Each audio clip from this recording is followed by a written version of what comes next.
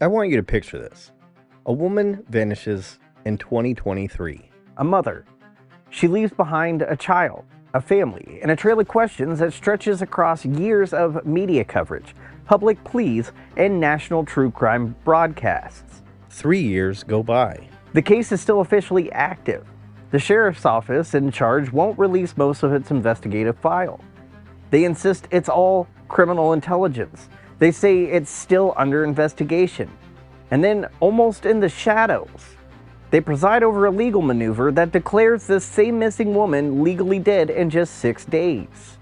No body, no confirmed cause of death, no known manner of death, no public accounting of the evidence, and still a Florida court signs off on a presumption of death based on material the public has never seen.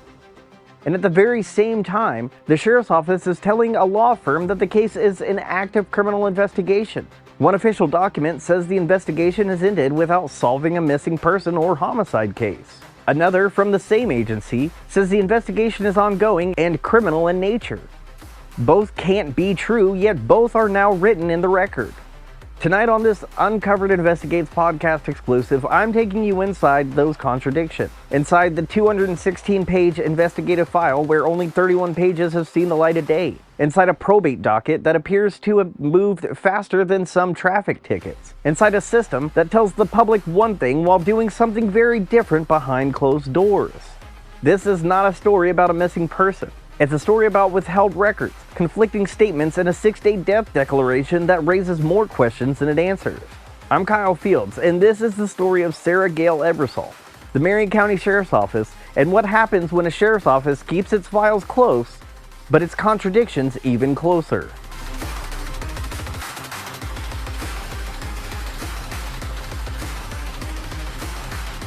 To understand what went wrong here, we need to start with who was lost. Before Sara Ebersole was a case number, she was a person who moved through the world with an openness that the people around her still struggle to describe without their voice catching. Friends and family remember her as outgoing, almost disarmingly so. Someone who met strangers with curiosity instead of suspicion, and who routinely gave people chances others would have written off. She could go from chasing adrenaline on a jet ski to quietly handing over her day's earnings to someone who had nothing because she believed kindness mattered more than keeping the money. At the center of that life was her daughter. Whatever else was happening, whatever chaos, spontaneity, or fear, motherhood was the anchor. People close to her describe a period marked by intimidation and emotional distress, a time when those who loved her worried constantly about her safety. The details of those circumstances live inside court files and legal records, but the emotional reality was very simple. Sara was scared, and the people around her knew it.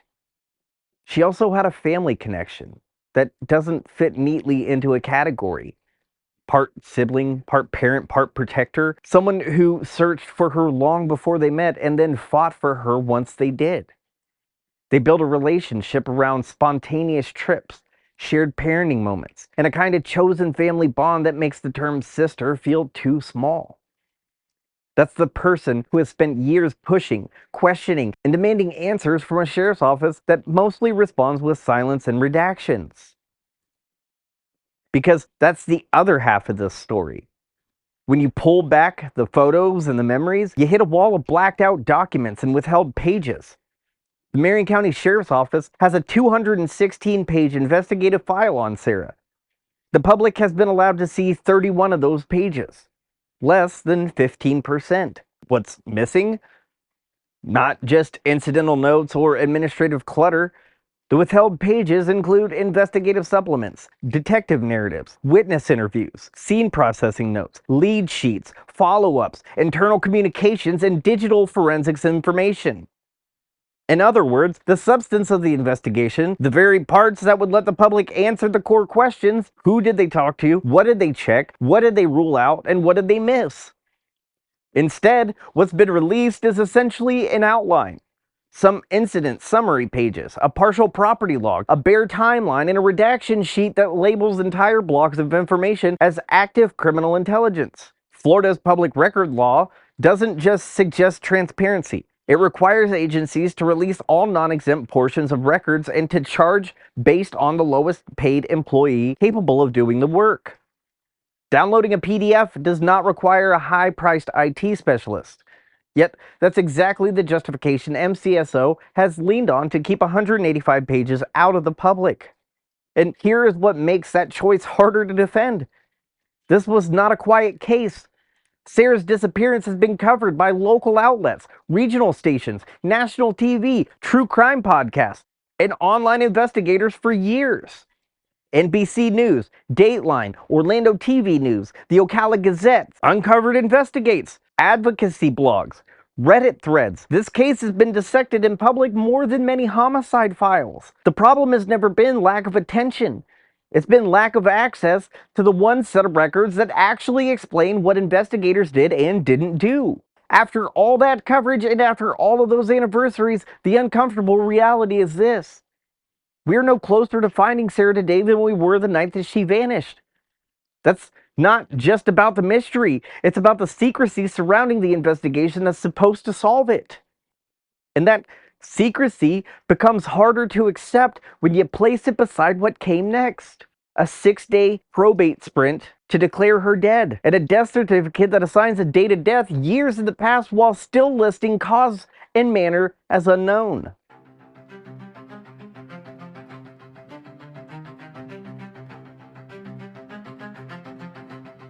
Let's walk through the sequence that turns this from a tragic missing persons case into an institutional contradiction.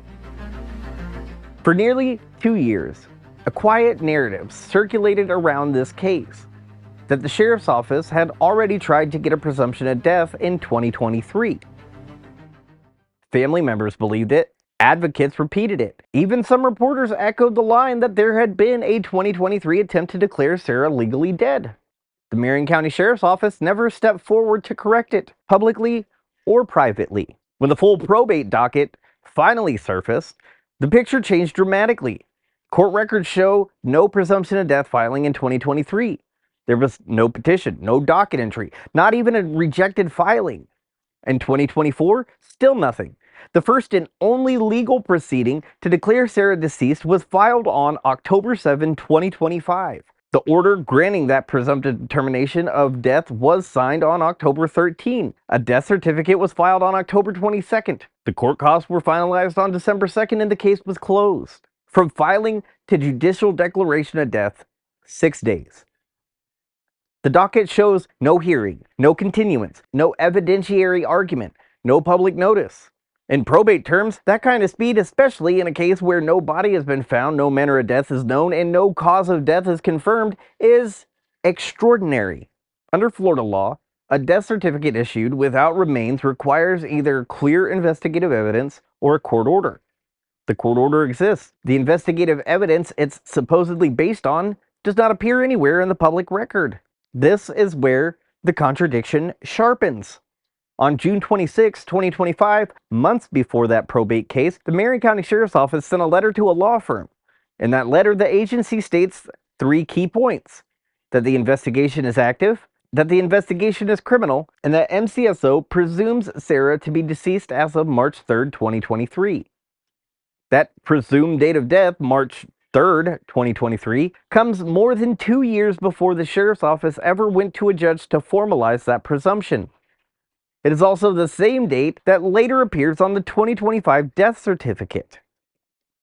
Now, let's look at the language in the probate court's own filing. The judicial order in the 2025 presumption of death case states that the MCSO investigation has, quote, ended without solving the missing person case or homicide investigation, and her remains have not been found, unquote. In one official document, MCSO tells a law firm the investigation is active and criminal. In another submitted to the court, MCSO's position is that the investigation has ended unsolved with no remains recovered. Those are opposite states of an investigation, written down by the same agency within the same general time frame. Those opposites are being used to do 2 very different things. The active criminal investigation language is used to deny transparency, to justify withholding 185 pages as criminal intelligence, to lean on cost arguments that don't match what Florida public records law actually says. The ended investigation narrative, on the other hand, is used to support a quiet probate action that declares Sara dead in less than a week, with no hearing and no public explanation of the evidence behind it.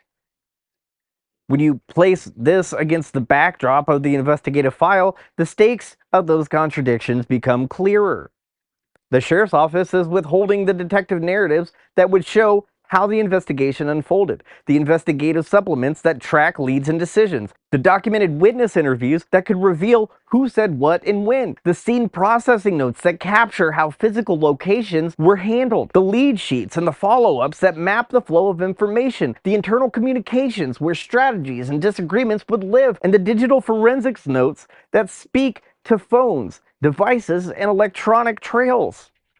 All of that is locked away while the agency alternates between "we're still working on this" and "we've closed it for probate." At the same time, there's one figure that the sheriff's office has been willing to name publicly. Tyrone Mormon is the sole person of interest in the March 2023 disappearance of Sara Ebersole, and he remains just that, a person of interest, never charged in connection with her disappearance. Officials have confirmed that he was 28 years old as of March 2024, and that he was arrested on December 20th, 2023 for giving false information to law enforcement about Sara's disappearance. Investigators say he initially claimed he didn't know Sara and refused to provide his cell phone, telling him that he had broken it and thrown it away. A warrant was obtained, and his phone was ultimately turned over to detectives. According to the Marion County Sheriff's Office, he was the last person known to be with Sara, and detectives recovered evidence placing the two of them together at a 24-hour convenience store in northwest Marion County during the early morning hours of March 3rd, 2023. They say she caught a ride with a man at that convenience store, traveled north on U.S. Highway 441 in Reddick, and later left with Mormon. Despite that, Mormon remains in a limbo that the law recognizes well. He's still a person of interest, has declined to speak with detectives, and is described as uncooperative, but he has not been charged with any crime related to Sara's disappearance. The community around him has not been quiet. Reports describe him living in the Micanopy-Reddick area, close to where surveillance footage places him and Sara, with family dynamics and personal details that have circulated in advocacy circles, including allegations about people around him and how they spoke about Sara and her sister. Peaceful protests have taken place outside his home as neighbors and advocates demand answers. And a reward reported at around $4,000 has been offered for information leading to Sara's location. Yet, 2 years after her disappearance, the official posture remains unchanged. The case is unsolved, and Mormon is a named person of interest who has not cooperated with investigators and has not been charged in her disappearance. Overlay that with the institutional choices, and the picture sharpens. Community members describe a quiet but significant shift in the case. The original detective assigned to Sara's investigation was replaced without any announcement, press release, or clear explanation. The family only discovered the change when an email sent to the first detective was forwarded to someone else. Detective transitions can happen for many reasons: caseloads, promotions, reassignments. But in a case like this, transparency about that shift is a part of accountability. The record that should explain why these detectives vanished from the case and what happened to continuity is either redacted or withheld entirely. There's also a civil injunction on file in Marion County involving individuals who intersect with the broader timeline of Sara's disappearance. That doesn't by itself prove any crime, but when a civil order overlaps a criminal investigation, especially one involving a missing woman, any conflicts of interest, communication limits, or constraints created by the injunction should be clearly understood and disclosed. The records that would show how or whether MCSO accounted for that are among the pages the public still isn't allowed to see. So we end up with a cluster of unresolved questions. Were the individuals closest to Sara fully and thoroughly investigated? Were tips systematically logged, followed, and either substantiated or ruled out? Why was a detective replaced with no public explanation? How did an investigation that was active and criminal on paper suddenly become, in probate language, an ended unsolved case suitable for a presumption of death? And what evidence, bundled into Exhibits A through Z, convinced a judge to sign off on declaring her dead in 6 days with no body and no public hearing? These aren't rhetorical flourishes. They're procedural questions that go to the core of how a law enforcement agency exercises the powers we give it. If MCSO were confident in its performance here, the logical response would be to answer those questions clearly, not hide behind a wall of exemptions and contradictory narrative of active investigation on one hand and ended investigation on another. Filed on October 22nd, 2025, the death certificate pulls all the tension into one page. It lists March 3rd, 2023 as the date of death, with the cause of death unknown, the manner of death unknown, and body marked found as no. In other words, the state of Florida has put in writing that a woman with no recovered remains, no determined cause, and no defined manner of death is deceased as of a specific date, 2 years prior, based on a legal action initiated and resolved in under a week. All while the investigating agency insists, when it suits its purposes, that her case is active and still criminal. When you strip this story down to its essentials, the problem isn't just that a sheriff's office has been tight-fisted with its records. It's that the official story about Sara Ebersole shifts depending on what the institution is trying to accomplish. When the goal is to lock down records, the case is an active criminal investigation, shielded by criminal intelligence exemptions, requiring expensive IT labor to even access the files. That framing is used to justify why the public only gets 31 of 216 pages, why family members are given outlines instead of investigations, and why basic questions about witnesses, follow-ups, and decisions go unanswered. When the goal is to clear the way for a probate court to declare Sara legally dead, the investigation is suddenly something else. A concluded, unsuccessful effort with no solved crime and no recovered remains ripe for closure in a 6-day sprint. That version is used to support a death certificate that fixes March 3, 2023 as the date of death despite the absence of a body, cause, or manner.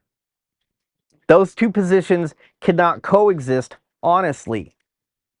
Yet in the record, they do. It's important to be very clear about what's being alleged and what isn't. No one is claiming, in the documents you've heard about tonight, that a particular person murdered Sara. No one is declaring that a specific suspect is responsible. What the records do show is a pattern. A set of public filings, catalogs, court cases, and timelines that repeatedly point to the same people and the same pressure points in her life, including a named person of interest whom authorities say was the last known person to be with her and who never has been charged in her disappearance. And they show an investigative file, for the most revealing 185 pages, remains sealed away from public scrutiny. They also show something else. A family that has not stopped asking questions even after 3 years. A sister who searched for Sara before they ever met and who's still searching now. Journalists, advocates, and community members who have tried to reconstruct the investigation from scraps, 31 released pages, scattered CAD entries, public dockets, and a handful of official statements that don't quite line up. Transparency in this context isn't a nice to have. It's the only way anyone outside the sheriff's office can assess whether the investigation into a missing mother was conducted with care, urgency, and rigor it demanded. Florida law recognizes that by placing a clear burden on agencies. Release all non-exempt portions, charge reasonably, and narrow redactions rather than expanding on them. When an agency uses language of active criminal intelligence to block oversight, then quietly seeks to legally end a case in probate, it isn't just managing a file. It's shaping the historical records into two incompatible directions. Sara's story sits at the intersection of those two choices. On one side, you have a disappearance that's been televised, podcasted, and analyzed by national audiences. On the other, you have an institutional silence and constrained access to the only records that can reveal what really happened inside the investigation. Then, layered on top of that, you have the 6-day probate action, a proceeding that treated her as dead before the public ever saw a full accounting of what was done to find her. A missing mother deserves more than a closed-door declaration. Her family deserves more than contradictions than the official record. The public deserves more than to be told, in effect, trust us, we're still working on it, except when we're not. There are some questions this episode can't answer. We don't know, based on records available, exactly what evidence was presented to the judge in that October 2025 proceeding. We don't know how detectives evaluated every lead or exactly why the original detective disappeared from the case. We don't know which witnesses were re-interviewed, which tips were dismissed, or how conflicts were managed in a web of overlapping civil and criminal matters. Those answers live in pages the Marion County Sheriff's Office has chosen not to release. But we do know this. The first and only presumptive death petition was filed in October 2025, and it moved from filing to judicial declaration in 6 days. A death certificate now exists that lists a specific date of death with no body, no cause, and no manner. The same agency that supported that probate action is still using active criminal investigation language to withhold the majority of its investigative record. And 3 years after Sara vanished, the people who loved her most have been left with questions that their own sheriff's office refuses to fully confront. In the end, this is not just a story about one Florida county or one missing mother as much as it is profoundly about both. It's a case study in how power operates when the public's right to know collides with an agency's instinct to control the story. If Sara's file remains locked away, the silence continues to protect the wrong people. Not just whoever may have harmed her, but anyone whose job it was to find her and chose to hide the evidence of what they did and what they didn't do behind a wall of redactions in a 6-day probate sprint.